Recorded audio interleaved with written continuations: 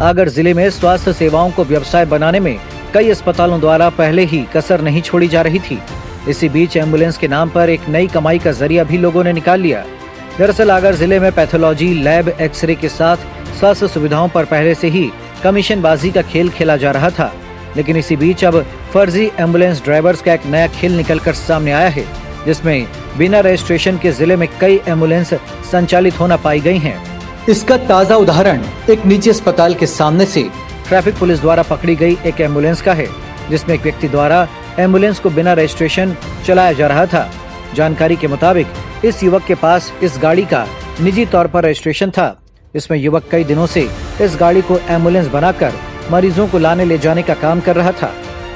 जिले में कई ऐसे लोग हैं जो कि प्राइवेट अस्पतालों से साठगांठ कर मरीजों के साथ उन्हें बहकाकर अपने अनुसार अस्पतालों में भर्ती करवाते हैं और वहां से कमीशन के तौर पर मोटी रकम कमाते हैं।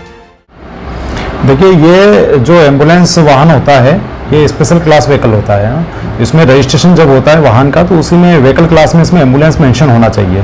तो हमने एक रेंडमली एक वाहन को पकड़ा आज एम्बुलेंस जिस पे लिखा हुआ था, तो उस पर जब उसका रजिस्ट्रेशन हमने पता किया तो रजिस्ट्रेशन था नहीं।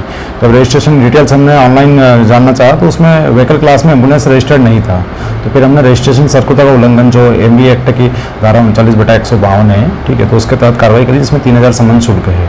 लेकिन ये समन शुल्क तो ठीक है अपनी जगह, लेकिन इसके बाद हमने उसको हिदायत दी कि इसको अब एम्बुलेंस के रूप में वाहन नहीं चलाया, अन्यथा इसको कोर्ट की कार्रवाई करके जब्त कर दिया जाएगा वाहन।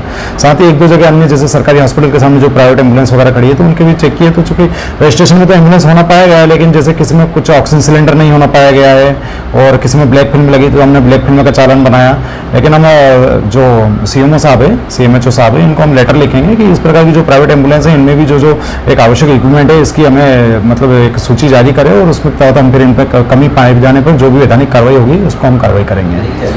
ये बिल्कुल रहेगी। हमारे माइक 1 और माइक 2 साहब जो SP साहब है, एडिशनल SP साहब है, SDOP मैडम है और जो हमारे थाना प्रभारी महोदय है, ठीक है, तो इनकी मदद से हम इनको मतलब इनके निर्देश हमें प्राप्त हुई हैं इस संबंध में और इनको हम लगातार ये मतलब हमने इससे अवगत कराया तो उन्होंने हमें कड़ी से कड़ी कार्रवाई करने के निर्देश दिए हैं। वो लगातार हम चेकिंग करें। आज भी हमने रैंडमली हॉस्पिटलों में जा के जो वाहन एम्बुलेंस वाहन थे उनको चेक किया है और यदि किसी प्रकार भी इसमें भविष्य में कमी पाई गई तो इसमें कठोर से कठोर जो कार्रवाई होती है वो हम करेंगे। वहीं इस मामले में कांग्रेस भी सरकार के साथ RTO और स्वास्थ्य विभाग को कटघरे में खड़ा कर रही है और आरोप लगा रही है कि कमीशनबाजी के चक्कर में ये अधिकारी भी इसमें कार्रवाई से कतरा रहे हैं।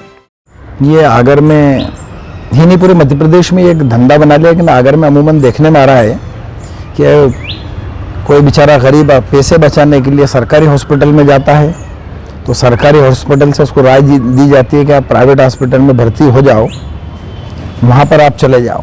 सरकार करोड़ों रुपया खर्च कर रही है सरकारी अस्पताल के लिए। अब यहाँ तो सरकार कहती है कि हमने सारे इक्विपमेंट उपलब्ध करा रखे हैं, कैसे करा रखे ये समझ में नहीं आ रहा है। वो प्राइवेट अस्पताल आगर में भेज देते हैं और आगर से थोड़े दिन रखते हैं, एक आध दिन, और वो उज्जैन रेफर करते हैं। ये रेफर का खेल चल रहा है। देखने में आया आज हमारे आगर की ट्रैफिक पुलिस में, उनको धन्यवाद देता हूँ, इतनी जागरूक हमारी ट्रैफिक पुलिस है कि उन्होंने बिना लाइसेंस की एम्बुलेंस को जब्त किया और जब उन्होंने चेक किया अन्य अस्पतालों में जाके तो पता चला कि उसमें कई इक्विपमेंट्स नहीं है, ऑक्सीजन की व्यवस्था नहीं है। तो ऐसा जो खेल चल रहा है ये स्वास्थ्य विभाग, वो मैं तो RTO को भी दोष देता हूँ कि वो आने वाले कोई यदि कोई मशीनें आ रही है कोई जिस तरह चेकिंग करते हैं उससे वसूली करते हैं और जब वो वसूली पूरी हो जाती है तो सारे नियम और कायदे कानून ताक में रख देते हैं।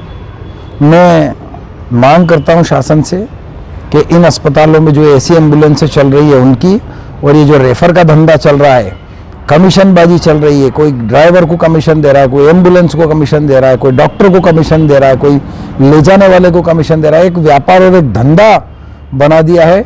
इस स्वास्थ्य जैसी चीज को जो आदमी इंसान पहले टूटा हुआ है उसको और तोड़ दिया गया है। फिलहाल पुलिस भी ये मामला सामने आने के बाद सक्रिय हुई है, लेकिन सवाल स्वास्थ्य विभाग के साथ साथ RTO विभाग के उन नुमाइंदों पर भी उठता है कि क्या इस प्रकार से नियमों को ताक पे रखकर कमीशनबाजी के खेल में उनकी भी कोई साझेदारी है, जिसमें इस प्रकार का खेल इनके द्वारा किया जा रहा है। Bureau report, Agar live.